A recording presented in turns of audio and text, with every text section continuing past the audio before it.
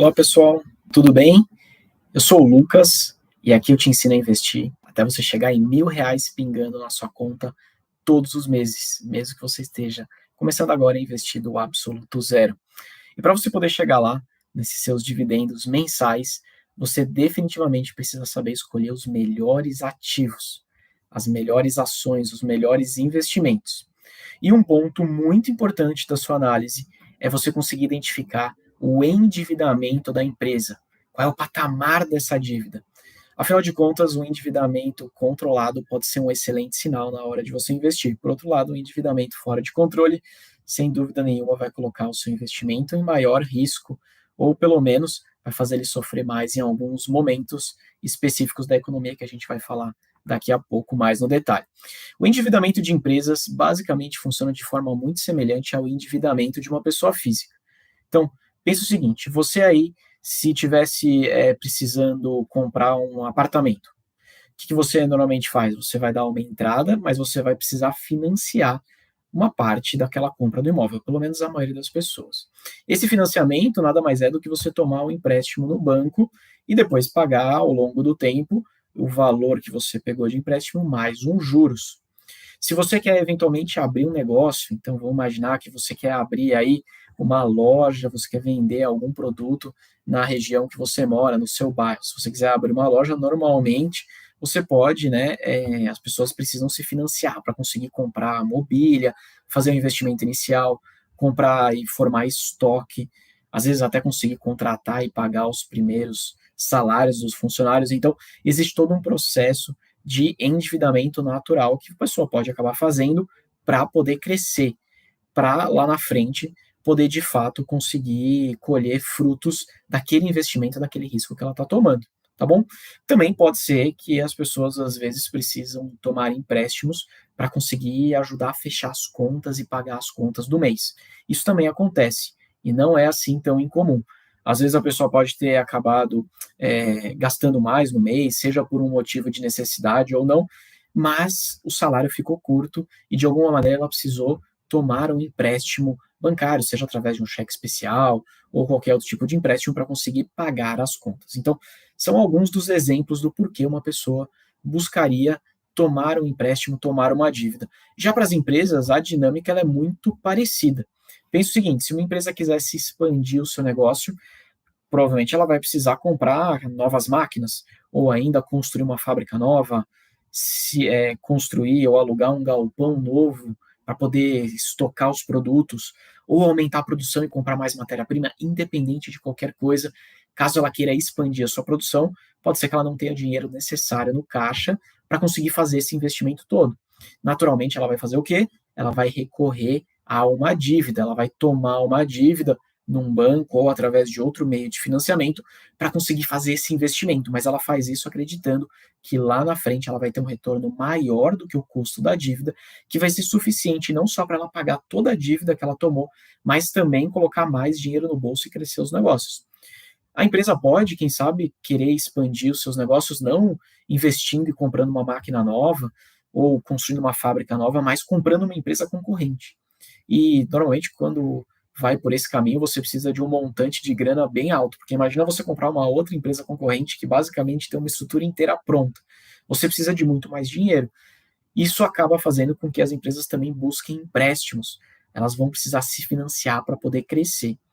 E também pode acontecer, no caso das empresas, de precisarem tomar empréstimos para pagar as contas. Imagina que se o negócio não está indo assim tão bem, ou ainda se as vendas caíram demais, ou os custos subiram muito, pode ser que a empresa precise tomar uma dívida, tomar um empréstimo para conseguir fechar a conta ali do mês, pagar as suas contas ou honrar com os seus débitos. Isso também pode acontecer. Então, você percebeu aqui que tanto para exemplo de pessoa física, nós, como para um exemplo, né, de uma pessoa jurídica, ou seja, de uma empresa, a gente tem motivos que podem ser diferentes, mas na verdade que acabam levando mais ou menos para o mesmo lugar, desse motivo do porquê é necessário ou do porquê que a pessoa ou a empresa recorre ao endividamento. Normalmente ela pode ser dividida em dois grandes cenários: ou ela está tomando uma dívida para crescer, o que potencialmente é bom, porque se a empresa fizer e tomar boas decisões e de fato ela conseguir crescer o seu negócio, aquela dívida que ela tomou foi muito bem tomada, quer dizer que ela vai conseguir lá na frente ter sucesso e pagar essa dívida e ainda sobrar dinheiro, então ela cresceu sem precisar tirar dinheiro do próprio bolso, ou ela pode ser potencialmente ruim, uma dívida, quando eventualmente a empresa está tomando dívida não para crescer, mas sim para conseguir pagar suas contas do dia a dia. É a mesma coisa nós, pessoas físicas, em vez de a gente tomar uma dívida para quem sabe comprar um ativo, né, ou comprar um imóvel, e lá na frente ter um patrimônio maior, eventualmente a pessoa pode tomar uma dívida para conseguir pagar a conta do cartão de crédito no final do mês. Isso não é bom. Isso quer dizer que tem um problema ali sério de controle de gastos, ou ainda um problema sério de receita, de salário, da grana que está entrando no final do mês. Então, ter dívidas não necessariamente é algo negativo. Você precisa, na hora que estiver analisando aquela empresa, que você for investir, identificar se aquela dívida da empresa é uma dívida potencialmente boa, então é uma dívida alta, mas que de alguma maneira está, né, tá fazendo a empresa crescer ou oferece boas perspectivas no futuro para que a empresa saia maior lá na frente, ou se a dívida da empresa é uma dívida potencialmente ruim, que é aquela dívida que, na verdade, a empresa está se endividando para conseguir fechar as contas e não está crescendo porcaria nenhuma, ela está simplesmente precisando de dinheiro emprestado para conseguir honrar com os pagamentos que ela já se comprometeu. É extremamente importante você conseguir diferenciar esses dois tipos de dívida. Não quer dizer que se a empresa tomou dívida para crescer, necessariamente é algo que está seguro e bom. Não. Pode ser que esse crescimento não dê certo e a empresa não conseguiu o resultado e tem dívida para pagar. Mas, quando a empresa tomou a dívida para crescer, ela é potencialmente positiva, porque se as coisas correrem como planejado, provavelmente essa empresa vai conseguir pagar a dívida com tranquilidade, ainda vai trazer mais resultado para o acionista lá na frente. Tá? Então, ter dívidas não necessariamente é algo ruim. Agora, você precisa prestar atenção nisso, porque quando uma empresa está muito endividada, seja por uma boa causa ou por uma causa ruim, independente disso, isso faz com que a empresa fique mais vulnerável. Olha só, não sei se você sabe, mas basicamente a gente tem uma taxa básica de juros no Brasil, que é chamada de taxa Selic. Ela tem esse nome, né, taxa básica de juros, porque ela é definida pelo Banco Central e ela vai reger o custo da dívida para basicamente todo o mercado. Seja você uma pessoa física pedindo empréstimo, seja uma empresa precisando de um financiamento para se capitalizar e poder crescer. Todos esses motivos, seja pessoa física, pessoa jurídica e os porquês, isso faz com que, de qualquer maneira, as dívidas estejam lá, de alguma maneira, atreladas e seguindo o que a taxa Selic coloca para a gente. Então, quer dizer que se a gente está com uma taxa Selic muito alta, isso automaticamente faz com que o custo da dívida para todo mundo, empresas ou pessoas físicas, fique mais alto. Assim como, né, do lado contrário, se a taxa Selic é baixa, quer dizer que você tomar uma dívida fica muito mais barato. Quer dizer que você tomar risco para investir fica muito mais atrativo, tá bom? Então, dito esse contexto básico sobre o que é taxa Selic, você, se olhar agora recentemente e procurar aí no mercado, você vai ver que a taxa Selic está bem alta. A gente está com uma taxa de 13,75% ao ano. Para você ter uma ideia, essa é uma das taxas mais altas que a gente viu na última década. Isso quer dizer que está caro pegar empréstimo. E quem já pegou empréstimo quer dizer que está caro conseguir honrar com as suas dívidas e fechar a conta no final do mês. Muito diferente do que a gente tinha um ano e meio atrás, quando a taxa básica de juros estava extremamente baixa. Quer dizer que a taxa básica de juros subiu muito e subiu rápido. Isso fez com que empresas que lá atrás, por algum motivo, pediram mais empréstimo para conseguir, né, contraíram mais dívida, para conseguir se financiar e crescer, hoje conseguem, né, se encontrar e se identificar em posições mais vulneráveis. Quer dizer que essas empresas cada vez mais precisam de dinheiro para conseguir honrar com aquela dívida, conseguir pagar os juros. Isso deixa a empresa normalmente em uma sinuca de bico ali, tendo que escolher entre ou diminuir os seus custos para conseguir honrar com essas dívidas, ou ainda ter que priorizar vender algum pedaço da sua empresa para conseguir diminuir a sua dívida e se colocar numa posição mais segura. Beleza? Empresas que possuem dívida, nesse cenário todo que eu te disse, de crescimento de taxa Selic rápida, fez com que a empresa precisasse, de alguma maneira, cuidar melhor do caixa, de alguma maneira, cuidar melhor do dinheiro dela. E precisasse priorizar, pelo menos, a redução ou o controle dessa dívida. Caso contrário, ela pode se encontrar num momento e num ponto muito vulnerável lá na frente de mercado. Então, em cenários como esse que a gente está vivendo, ter uma dívida, e normalmente uma dívida cara, faz com que o seu investimento acabe sofrendo demais, faz com que essas empresas endividadas demais possam, né, e tem uma predisposição maior de ver as ações se desvalorizando. E aí você vai ver, por consequência, o seu patrimônio diminuindo também. Beleza? Então, fica ligado com empresas muito endividadas. Lógico, existem empresas que são empresas maiores, que são empresas que têm um histórico de boas pagadoras, que têm notas, né, de confiança melhor no mercado. Isso faz com que essas empresas consigam pegar empréstimos com taxas melhores. É igual a gente, pessoa física.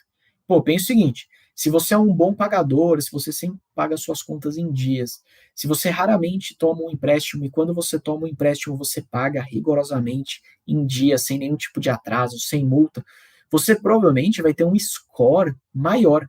Se você tem um salário mais alto ou ainda um salário com certa estabilidade, um emprego estável, isso tudo vai fazendo com que você tenha uma nota boa. E na hora que eventualmente você chegue num banco para pedir um empréstimo, esse banco ele vai te dar uma taxa de juros melhor, mais atrativa. Não quer dizer que seja barata, só quer dizer que ela possivelmente é mais atrativa do que, quem sabe, o seu vizinho aí. Se o seu vizinho é um mau pagador, está devendo para todo mundo, está com o nome sujo na praça, ele provavelmente não vai nem conseguir pegar o empréstimo, e se conseguir pegar o empréstimo com algum banco, a taxa de juros dele vai ser gigantesca. Porque, de verdade, quem vai querer emprestar dinheiro para o seu vizinho que não paga ninguém? A chance de tomar um calote é enorme. Então, o banco vai cobrar um juros muito alto para poder convencer esse banco de correr o risco todo de emprestar dinheiro para o seu vizinho, diferente de você, que é um bom pagador e tem uma nota boa. Você provavelmente consegue juros, um financiamento com taxas melhores. Beleza? Isso funciona da mesma forma para empresas. Empresas boas pagadoras, empresas com bom reconhecimento na praça, que tenham ali receitas maiores, que tenham boas margens, essas empresas normalmente conseguem acessar crédito mais barato do que aquelas outras empresas que normalmente têm um histórico de estar sempre enrolado, sempre com problema de caixa, sempre atrasando o pagamento, ou ainda com notas de avaliações aí não tão boas, beleza? Então, para as empresas a dinâmica é exatamente a mesma. Quanto melhor a empresa, mesmo que ela tenha uma dívida, provavelmente ela está numa posição mais confortável do que aquelas empresas ali que estão um pouco com o nome sujo na praça ou ainda passando por maus bocados, tá bom? Então, você precisa agora aprender como você vai conseguir identificar quais essas melhores empresas, esses melhores investimentos, para que você consiga investir o seu dinheiro e buscar os seus R$ 1.000 pingando na conta todos os meses, mesmo se você for um pequeno investidor que está começando agora nesse mercado de renda variável, tá? Então, por isso, eu quero te contar agora, a partir deste momento, alguns dos indicadores que você pode usar na hora de você buscar informações e fazer as análises aí dos seus investimentos, tá? São indicadores que a gente chama de indicadores fundamentalistas. Ele tem esse nome muito feio, mas na verdade é um nome que se dá para indicadores que medem os resultados da empresa. Esses indicadores, eles são bem legais porque, primeiro, hoje em dia são fáceis de serem encontrados, você consegue encontrar em plataformas gratuitas, então isso é ótimo, afinal de contas você não precisa gastar dinheiro para conseguir encontrar essas informações, e você consegue de forma bem rápida ter um bom indicativo do que está acontecendo com o resultado da empresa. Se a empresa está entregando lucro, se a empresa é rentável, se a empresa está endividada demais ou não, se a empresa está crescendo receita, está crescendo lucro. Então, hoje, especificamente, na live de agora, a gente vai falar sobre o pilar de dívida. Mas você vai conseguir identificar muitos outros indicadores importantes para estudar ter outros olhares dos resultados da empresa, além das dívidas que a gente vai falar hoje. Fechado? Então, vamos lá. O que você precisa ter clareza, tá? Você precisa entender primeiro sobre um indicador que eu chamo de indicador de dívida líquida sobre patrimônio líquido. Vamos primeiro falar da dívida líquida. A dívida líquida, basicamente, é uma continha em que a gente pega toda a soma de toda a dívida que a empresa tem para pagar. Então, todos os empréstimos que a empresa fez, seja empréstimo para construir uma fábrica nova, quanto empréstimo para, quem sabe, pagar as contas no final do mês. Não interessa. Todas as dívidas da empresa são somadas. E aí a gente pega e subtrai esse valor de todo o dinheiro que a empresa tem, todo o dinheiro em caixa. Seja o dinheiro que ela já tem em caixa ou o dinheiro que ela tem a receber de curto prazo. Sabe quando você paga no cartão de crédito, que você parcela? Então a empresa também vai receber parcelado esse valor. Mas de qualquer maneira, você já se comprometeu a pagar esse valor, a empresa vai receber esse valor que você pagou no cartão. Então a gente considera isso como caixa também. E a gente faz essa conta, dívida bruta menos o caixa, e a gente chega no final no que a gente chama de indicador de dívida líquida. Isso é uma parte do cálculo, tá bom? Se você olhar uma dívida líquida muito alta, muito grande, quer dizer que a dívida da empresa é tão alta, mas tão alta, mas tão alta, que quando a gente subtrai o caixa, ainda assim a dívida da empresa continua enorme.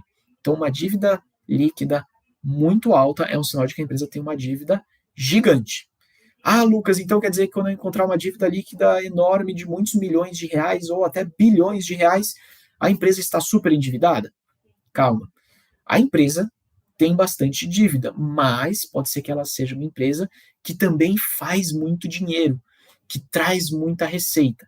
E aí você pode ficar míope nessa análise. Pensa assim comigo. Eu posso ter uma loja na minha esquina ali, uma padaria da esquina do meu bairro, que tem uma dívida de R$ 1.000, tá bom? Mas essa padaria ela é bem pequenininha, ela vende poucos pães por dia. Ela fatura, sei lá, R$ 2.000. Então, pô, R$ 1.000 de dívida para uma padaria que fatura só 2.000, parece ser uma dívida grande. Eu também posso ter uma dívida de R$ 2.000, mas isso do mercado do bairro, aquele mercado que fatura R$ 100.000. Então, se eu olhar só para a dívida da padaria é 1.000, a dívida do mercado é 2.000. Nossa, o mercado está bem mais endividado, eu tenho o dobro de dívida do que a padaria. É verdade. No valor, né, absoluto, em termos de tamanho de dívida, de fato o mercado tem uma dívida 2 vezes maior que a da padaria. Mas, pô, o mercado vende muito mais, né? O mercado tem muito mais cliente, gera muito mais receita do que a padaria da esquina, que vende ali meia dúzia de pães. Então, putz, quando a gente relativiza, né, o tamanho daquele negócio, quanto que aquela empresa está vendendo contra a dívida, pode ser que esse cenário mude bastante. Então, por isso que você precisa olhar a dívida líquida não sozinho, mas você precisa também olhar com outro indicador combinado. O primeiro indicador que a gente vai olhar aqui é o patrimônio líquido da empresa, tá bom? Patrimônio líquido é o total de bem da empresa, então tudo que a empresa tem de bens e direitos, menos as obrigações financeiras que a empresa tem para pagar, tá bom? Quando a gente faz essa continha, a gente chega no patrimônio líquido. Então, se a gente pega a dívida líquida e divide pelo patrimônio líquido, a gente vai chegar num valor. Esse valor vai dar uma referência muito boa para a gente se a dívida da empresa é muito grande versus o tamanho que a empresa tem de fato. Então, vai dar uma referência muito boa se a dívida daquela padaria é muito grande versus o tamanho da padaria, e se a dívida do mercado do bairro é muito grande versus o tamanho do mercado do bairro. Fechou? Esse indicador é bem legal para te dar para te dar essa referência e poder te ajudar a comparar empresas que sejam de tamanhos diferentes. Porque quando a gente faz essa conta, independente se é o mercado ou se é a padaria, eu vou relativizar o tamanho da dívida versus o tamanho daquele negócio. E essa conta eu vou conseguir comparar essas duas empresas que são, às vezes, de tamanhos diferentes, de segmentos, setores diferentes, tá? Vou te dar um exemplo aqui, né? Se a gente pega, por exemplo, uma empresa bem conhecida, não sei se você já ouviu falar aí, uma tal de Taesa. A Taesa é uma empresa de transmissão de energia elétrica. Ela é uma empresa que é uma queridinha na bolsa de valores aí, tem bastante investidor que adora ela, porque ela costuma pagar bons dividendos. Mas eu quero pegar o exemplo da Taesa para poder falar sobre o indicador dívida líquida sobre patrimônio. O indicador dela atualmente, né, esse indicador de dívida líquida sobre patrimônio líquido, está em 0,99. Isso quer dizer que, vamos arredondar para 1, tá? Isso quer dizer que a cada R$ 1 de dívida líquida que ela tem R$ 1 de patrimônio. Quer dizer que é bem equivalente, está bem equilibrado. Fechou? Esse daqui é uma forma de você analisar. Você pode encontrar, se você encontrar uma empresa que tem uma dívida líquida por patrimônio líquido, sei lá, de 2 vezes, putz, a dívida da empresa é bem maior do que o patrimônio da empresa. Merece uma atenção bem grande. Quer dizer que essa empresa está mais endividada. Mesmo se ela for uma empresa, independente do tamanho dela, se é uma empresa grande, pequena, se é a padaria, se é o mercado, quer dizer que a dívida dela é 2 vezes maior do que de fato ela tem de patrimônio. Merece um ponto de atenção. Em compensação, se você encontra dívida líquida dividido por patrimônio líquido bem pequenininho, aí é um excelente sinal. É um sinal de que a empresa realmente tem uma dívida muito pequena comparada ao seu patrimônio. Pode ser que o valor absoluto da dívida dela seja enorme, sejam muitos milhões de reais, mas o patrimônio dela é tão grande, mas tão grande, que quando a gente faz essa continha aqui, né, e compara o tamanho da empresa com o tamanho da dívida, a gente vê que a dívida, na verdade, ela é bem pequena. isso é um ótimo sinal. Fechado? Como uma boa referência que eu quero te entregar aqui, eu gosto de olhar para empresas que tenham dívida líquida dividido por patrimônio líquido menor do que uma vez, tá? Então 0,3, 0,4, 0,99 é menor do que 1, boa, é um bom sinal.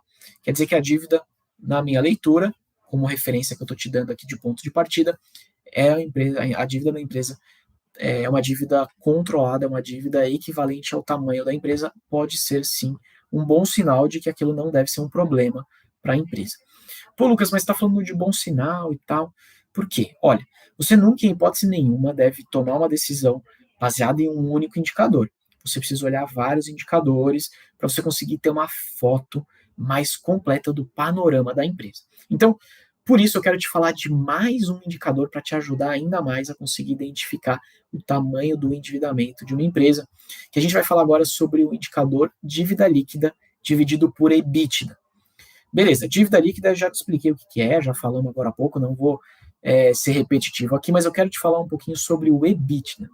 EBITDA é um nome horroroso, mas não fica assustado. A galera gosta de dar essas siglas, esses nomes feios, mas eu quero te explicar para você ter clareza e entender o que você vai fazer com esse EBITDA, como que você vai interpretar o EBITDA, tá? O EBITDA ele é uma aproximação do potencial de geração de caixa de uma empresa. Pô, Lucas, você falou que você ia me ajudar e você falou um monte de coisa difícil aí e não me ajudou em nada. Tá, se liga aí, eu vou te dar um exemplo agora, tá? Vamos fazer um comparativo com a gente aqui, com a nossa vida, o nosso dia a dia. Imagina que a gente tem o nosso salário, tá? A gente recebe no final do mês, aí pinga a nossa grana, o nosso salário. Vamos imaginar que a gente vai agora olhar quais são as nossas contas básicas para conseguir sobreviver durante o mês. O que seriam contas básicas? Pô, se você pagar aluguel, aluguel é a conta básica. Se você precisa pagar condomínio, vamos considerar que condomínio é uma conta básica, senão você não quer ser chutado do seu apartamento, aí você não quer ficar sem casa, então você precisa pagar condomínio. Luz também é importante, né? Você não quer ficar no escuro, senão não adianta fazer nada, você não vai nem conseguir manter os alimentos na geladeira, não vai ter energia. Então, luz, água, que é o básico, e o mercado para você poder comprar comida ali e abastecer o seu corpo de energia, tá? Então, isso daí são as contas básicas, aquele assim mínimo, ó, se eu precisar viver um mês, esse é o mínimo que eu preciso. Se a gente pega então o seu salário e subtrai o mínimo que você precisa para poder viver, o resultado disso a gente chama de EBITDA.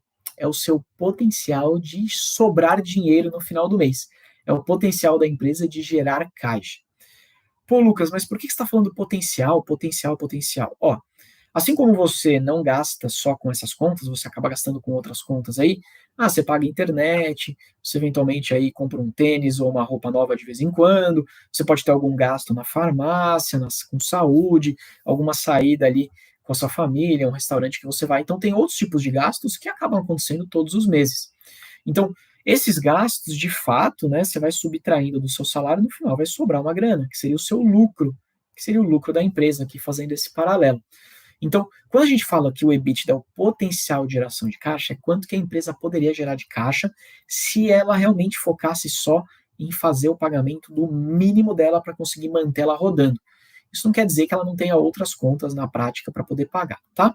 Então, esse é uma aproximação do como eu consigo te explicar essa sigla feia chamada de EBITDA de forma mais simples e que a gente consiga trazer para o nosso dia a dia. Fechou? Então, quando a gente pega o indicador dívida líquida, que então é o indicador dívida menos todo o dinheiro que a empresa tem no caixa, ou seja, quanto que a pessoa tem que pagar a dívida subtraindo do valor que ela tem na carteira dela, aquela grana que ela já tem disponível ali, e divide pelo EBITDA, que é esse tal dessa aproximação da geração de caixa, a gente chega num número, tá bom?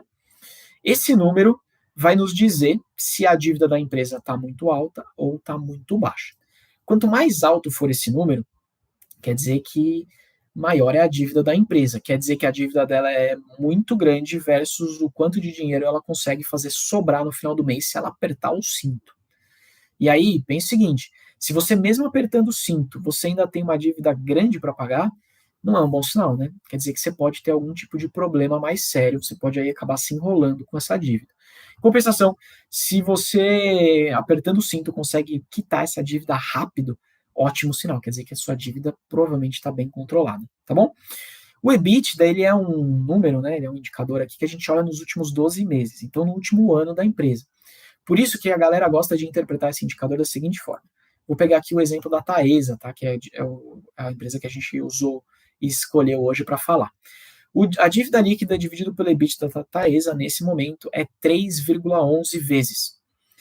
A gente interpreta ele da seguinte forma. Se a empresa, no caso aqui a Taesa, continuar gerando esse EBITDA, né, essa aproximação do potencial de geração de caixa dela, igual ela fez no último ano, daqui para frente, quer dizer que ela demoraria um pouco mais de 3 anos, 3,1 anos, para conseguir quitar toda a sua dívida líquida. Beleza? É assim que a gente interpreta esse indicador de dívida líquida sobre EBITDA. Se a gente olha, então, dívida líquida dividido por EBITDA menor do que 2, por exemplo, quer dizer que a empresa, mantendo a sua geração de caixa que ela fez no último ano, ela conseguiria quitar toda a sua dívida que ela tem nesse momento em até 2 anos, né, em 2 anos aproximadamente. Beleza? Como referência para conseguir te ajudar a entender o que é uma dívida alta, dívida baixa, olha, eu costumo dizer que um indicador dívida líquida dividido por EBITDA menor do que 3 é um sinal legal. Quer dizer que a empresa está com uma dívida aí relativamente controlada. Se for menor do que 2,5, ou seja, 2,5, melhor ainda. Quer dizer que a empresa realmente está num cenário bem tranquilo para pagamento de dívida versus o que ela gera de dinheiro ao longo do tempo. Fechado? Se você encontra uma empresa aí que tem dívida líquida dívida por EBITDA de 4, 5 vezes, cara, fica ligado. Merece um ponto de atenção muito grande, porque pode ser que essa empresa esteja com uma dívida aí grande demais para o tamanho que ela tem hoje. Fechado? Então, ainda que você encontre essas siglas que não são muito bonitas, eu sei que elas são feias, eu sei que elas têm nomes complicados, você viu que não é assim um bicho de 7 cabeças conseguir identificar e interpretar esses indicadores. E esses indicadores, eles já te dão um excelente direcionamento de, putz, essa dívida é alta, essa dívida é baixa, isso aqui está num bom sinal, não está num bom sinal. Depois você vai continuar aprofundando. Pô, Lucas, como que eu vou continuar aprofundando? Olha, compara a empresa com empresas concorrentes do mesmo setor. Pô, vou dar um exemplo. Vamos imaginar que eu estou analisando a empresa aqui, Lojas Renner, tá? Que vende aí, é uma empresa de varejo focado em vestuário. Ah, eu posso comparar ela com a Riachuelo, eu posso comparar ela com a C&A, posso comparar com a Track and Field, eu posso comparar com a Centauro. Então, tem algumas empresas do varejo que atuam em segmentos próximos, né, de vestuário, por exemplo, que eu posso fazer esse comparativo entre essas empresas para identificar qual que está mais endividada, qual que está menos, e isso já vai me dar um excelente indício do que é melhor, do que é pior. Em momentos de crise, como que a gente está vivendo agora, em que a taxa de juros acaba ficando muito alta, isso faz com que o custo da dívida vá lá para cima. E custo da dívida alto, para quem tem uma dívida elevada, dá aquela apertada no final do mês. Isso não é um bom sinal, beleza? O que a empresa acaba fazendo quando ela está muito endividada é que em momentos como esse ela acaba sofrendo mais, ela acaba perdendo resultado, ela acaba diminuindo o lucro. Por quê? Porque ela acaba priorizando ter que pagar essa dívida mais rápido. Ela vai diminuir custo, ela vai ter que eventualmente mandar algumas pessoas embora, e aí isso é ruim, pode impactar a produtividade da empresa, pode fazer a empresa ficar menor, vender menos. Pode ser que ela tenha que diminuir o lucro no final, ou seja, ela não vai conseguir mais distribuir tanto dividendo, porque ela vai ter que priorizar o pagamento dessa dívida. Então, se ela paga a dívida, sobra menos dinheiro no final para distribuir para os acionistas.